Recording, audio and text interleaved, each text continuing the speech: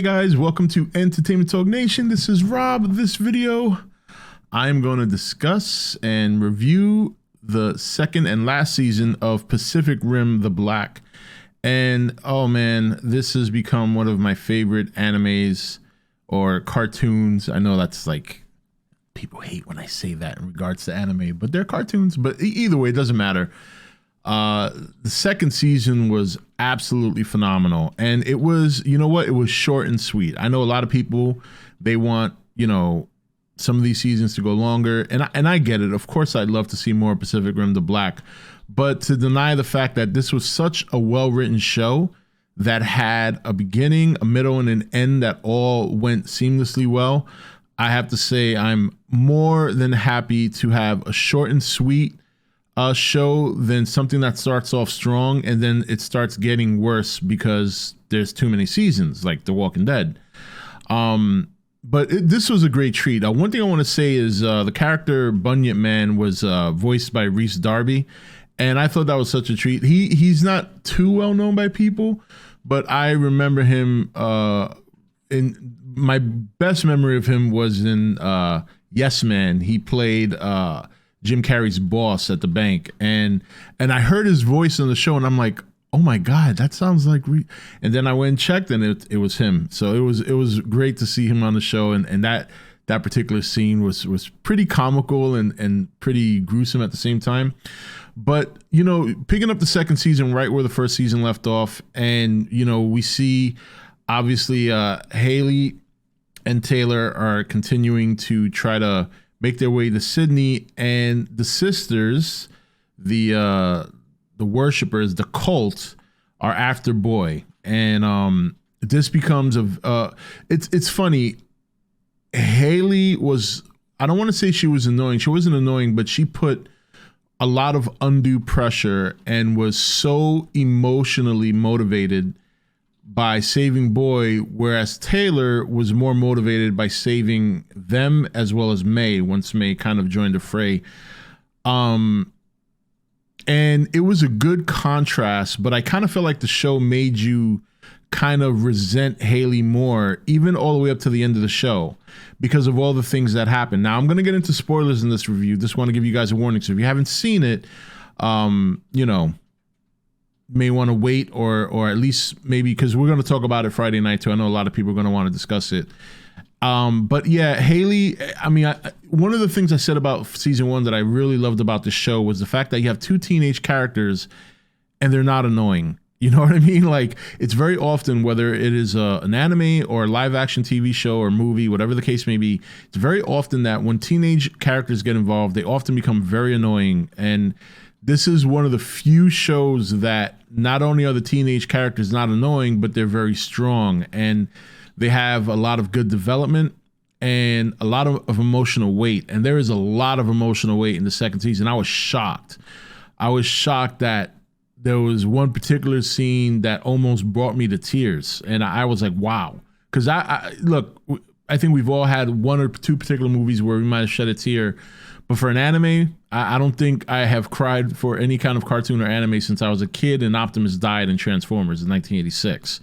So, yeah, it was that strong. I was really like, whoa. But we're going to get into that in a second. But I want to talk about this contrast because these are the two characters that obviously pull the show. And it is important to have good development. But more than anything, you care about their success. You really are like following them as they go through this journey that is so hard, and tough decisions need to be made and dangers all around.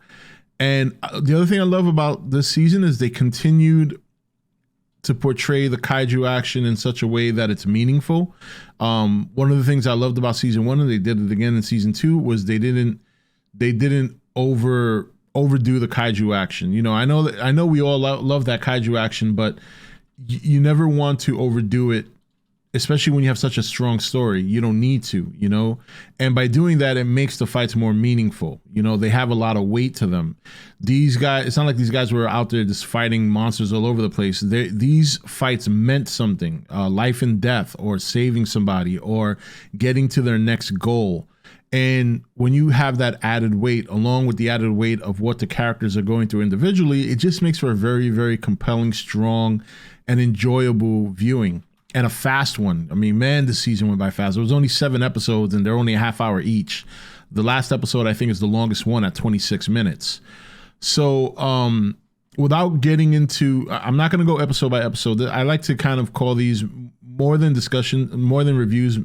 They are discussions and just kind of letting you know how I feel about the show and some of the highlights. So I guess calling it a review is just the norm, but it's technically not really a review I'm going to be doing, because I'm not going to go episode by episode. But some of the key highlights for me, and once again, warning, I'm going to get into spoilers here.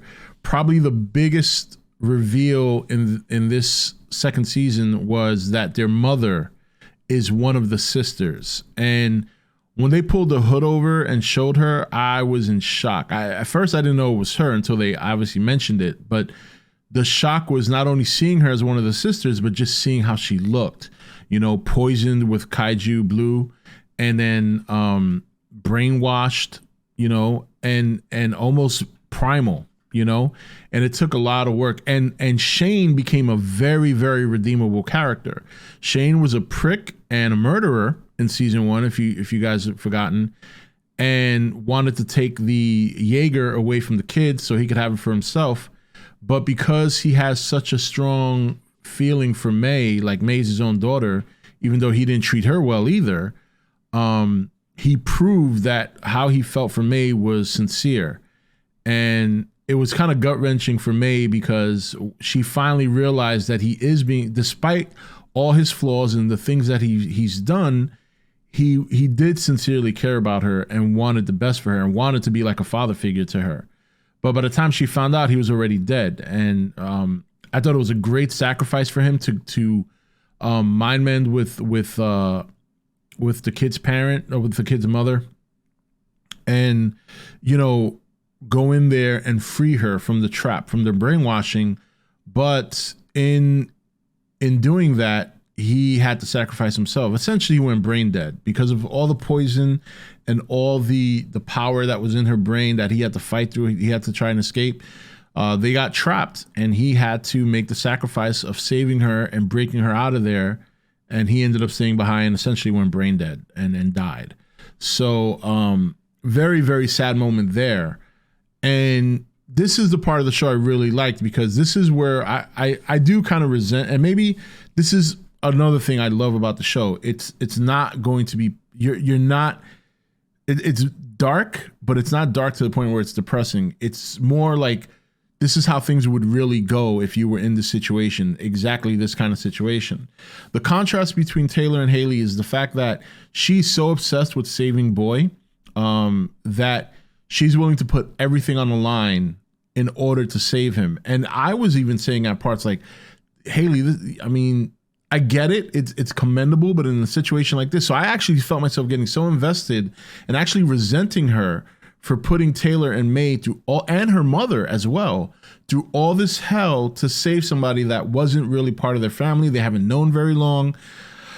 And it cost them. It did cost them. Their mother ended up dying anyway, because she went to try and hold off I think they were called Rippers or Ravagers, but they're like the kaiju dogs. I think they were called Rippers. And she went to hold them off, and in doing so got severely injured, and she passed away. But before you even realize that she's dead, this was the part that crushed me.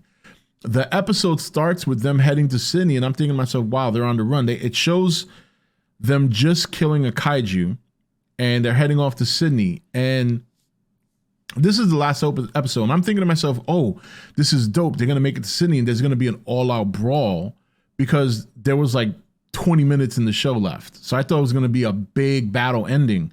So they arrive at Sydney, and Taylor and the mother and Haley are talking to like the marshal or whatever and asking about the father. And then a truck pulls up, the father comes out, and they all like get together and hug. And I'm like, oh my God, they made it. I can't believe they made it. And then like the mother looks at the husband and is like, oh, what's that beeping? And Haley looks at her mom and says, don't worry about it. Well, all that matters is we're together now. And then the beeping gets louder and louder, and they pull back the camera, and Haley was drifting with her mother to give her a peaceful ending, to put in her mind that they did make it and the family got together and she actually died. My God, when they did that, I didn't know whether to be mad at the show for messing with my emotions or I should burst out crying. But I was in such shock. I think I was just essentially staring at the screen, thinking to myself, this is so well done, because it is a beautiful ending for the mom. But again, it's that combo of dread and hope. And that's one of the premises of this season, was hope. So it's such a beautifully written thing. And it's a bittersweet ending, because for a moment there you think they actually finally made it. But they didn't. Unfortunately, her mother succumbed to her wounds and they keep moving on. And that's when the climax started. Basically, they were able to get Boy back. And towards the end, Boy was having his own struggle, fighting off the brainwashing of the sisters, and then at the same time trying to keep the memory of Haley, who they have a very strong connection, Haley and Boy. And then Apex comes in because Boy turned into a kaiju and started attacking Atlas Destroyer, and Apex came in and forced Boy to remember. You know, Apex took a beating for that, but forced him to remember. And then they ran off to Sydney. And during that time, it was dope. There was a big chase. You had all these Rippers and the sisters chasing them. And then a Category 6 kaiju. First ever Category 6 kaiju in the Pacific Rim universe. Because remember, in Pacific Rim, the first one was a Category 5. And I don't know if I know the second movie there was another big kaiju. I don't know if that was a Category 6. I can't remember. I only saw the movie once. So maybe it's not the only Category 6 kaiju, but this guy was huge and strong and basically essentially pummeled Atlas Destroyer to the point where they had to evac. Now, another MVP I want to give to the season is Loa. Loa is a fabulous character. It's almost like the Data of Pacific Rim, because she has an emotional chip. And there was a great scene between her and Taylor where they were discussing their guilt. And she revealed a story where she tried to save two pilots that she was obviously guiding and tried to prevent them from getting into a fight. And because they wanted to get involved in the fight, they went into manual control. And she said she felt guilty because instead of trying to prevent them, she said she should have went in there with them fighting and then tried to save them, you know, at once the fight got to a point where there was no comeback. So that was a couple episodes before the last season. And then something very similar happened where this time Loa got into the fight with them. They were getting pummeled and she basically sacrificed herself to save them, where she set off the detonation on the suit. She ejected them and then she blew up the kaiju. I mean, when you consider what Haley and Taylor went through, what happened to their mom, Loa, Boy, I mean, again, it's just a great show. This is a fantastic anime. And if you haven't watched it by some chance, you're still watching this, even with the spoilers. I mean, there's a lot that still goes on, but these are a lot of the important things that I took away from the show that just made me feel it was just a great experience to watch. You know, especially I feel extra good about it too, because we know Pacific Rim never really did well in the theaters. The first movie did good enough to warrant a sequel. And even then, the first movie didn't do that well. And then the second movie was a complete dud. So for them to come back and get back into this universe from an anime perspective and to write a story this powerful for a movie franchise that is maybe only popular amongst hardcore kaiju fans was just nothing short of incredible.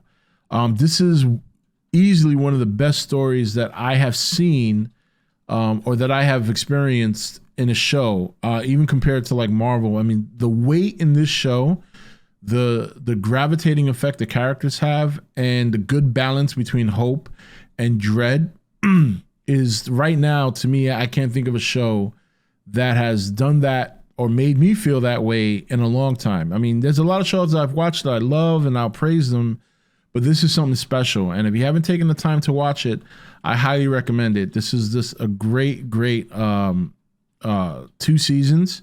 Yes, it's only 2 seasons, but it is short and sweet. It's a very streamlined story. The pacing is good. The voice acting is phenomenal. And the writing is just incredible. And of course, the kaiju action is a lot of fun. It's dope. I was big on Gypsy Danger, but I got to say, I'm liking Atlas Destroyer as well. Another very, very good Jaeger. So, but anyway, in essence, I recommend it highly. You guys know I've been recommending it for a long time. I mean, from the first time I saw it in season 1, a little over a year ago. And a lot of people at the time I saw it didn't see it, and I kept pushing people, go watch it. And now a lot of people have already seen season 2 before me, and they're loving it. So that's it. And we'll talk more about it in detail on Friday stream at 8 p.m. But that is my short thoughts and somewhat review of Pacific Rim The Black Season 2. Great anime. Has even inspired me to go back and find some other anime that might have a strong story. So, but anyway, that's it for this video. Let me know in the comment section what you guys thought. And like I said, we'll discuss more of Pacific Rim The Black on Friday night stream at 8 o'clock. This is Rob signing off for E.T.N, where we don't do news, we just talk entertainment. Take it easy.